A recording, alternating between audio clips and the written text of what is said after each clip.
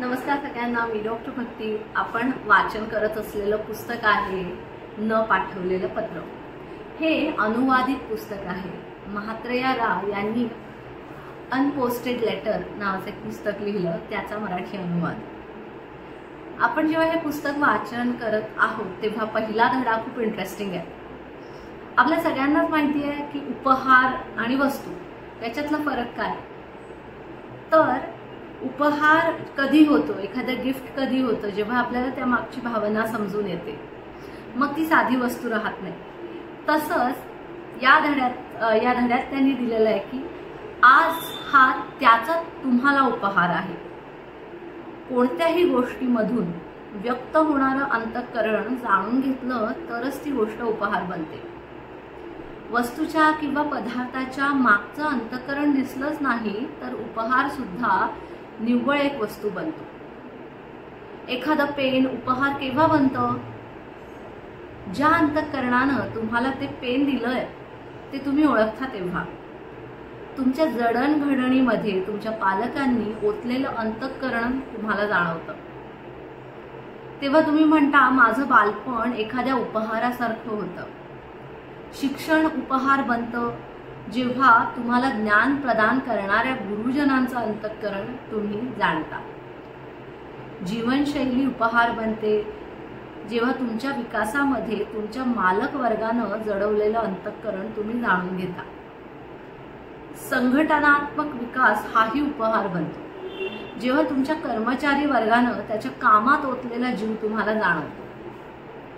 उपहार जड पदार्थमय नसतो, तो असतो एक दृष्टिकोन, पदार्थाच्या पलीकडच्या अंतःकरणाकडे बघण्याचा. त्या अर्थानं आज हा एक शाश्वत उपहार आहे. प्रत्येक उपहाराचे अनेक उगम स्रोत असू शकतात. आज हा मात्र एक असा मौल्यवान उपहार आहे जो तुम्हाला त्याच्याच कडून मिळतो, किंवा तुम्ही तुमचा शेवटचा दिवस आधीच जगून घेतला असेल तर मिळत नाही. काल रात्री झोप गेलेली प्रत्येक व्यक्ती काही आज सकाळी जागी झाली नाही. तुम्ही जागे झालात याचा अर्थ कोणत्या तरी शक्तीला तुम्ही आणखी एका आजसाठी पात्र आहात असं वाटतं.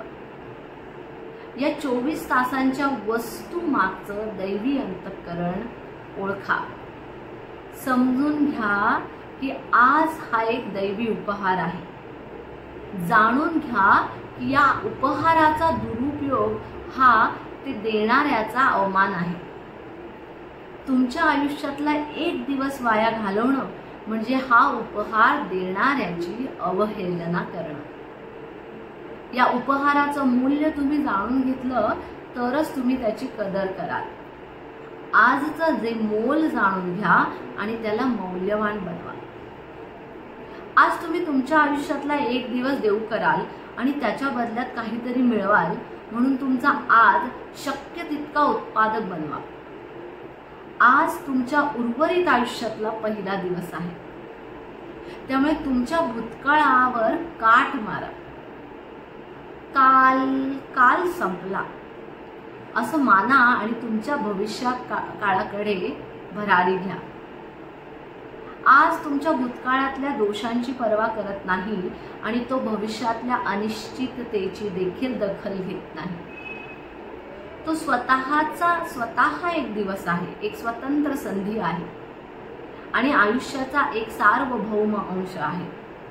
तुमच्या आजची नेहमी काळजी घ्या, म्हणजे तुमच्या आयुष्याची काळजी आपोआप घेतली जाईल. बुद्धानं म्हटलं आहे, चला उठूया आणि कृतज्ञता बाळगूया. कारण जरी आज आपण खूप काही शिकलो नसलो तरी थोडं तरी शिकलो आहोत. आणि समजा आपण काहीच शिकलो नसलो तरी निदान आपण आजारी तरी पडलो नाही. आणि समजा आपण आजारी पडलो असलो तरी निदान आपण मरण पावलो नाही. म्हणून आपण कृतज्ञता व्यक्त करूया. प्रार्थना करा, हे जगत जेत्या, हा माझा दिवस म्हणजे तू मला दिलेला उपहार आहे. आणि हा दिवस मी ज्या रीतीनं व्यतीत करीन ती म्हणजे मी तुला दिलेला उपहार असेल. हा आजचा जो लेसन आहे तो ग्रॅटिट्यूड शिकवतो आणि कृतज्ञता ही देवी हॅबिट आहे. त्याच्यामुळे आपल्याकडे जे काही आहे ते आधी आपण काउंट करू आणि जे नाही त्याचा बघूया पुढच्या चॅप्टरमध्ये उल्लेख होतोय की. Thank you so much.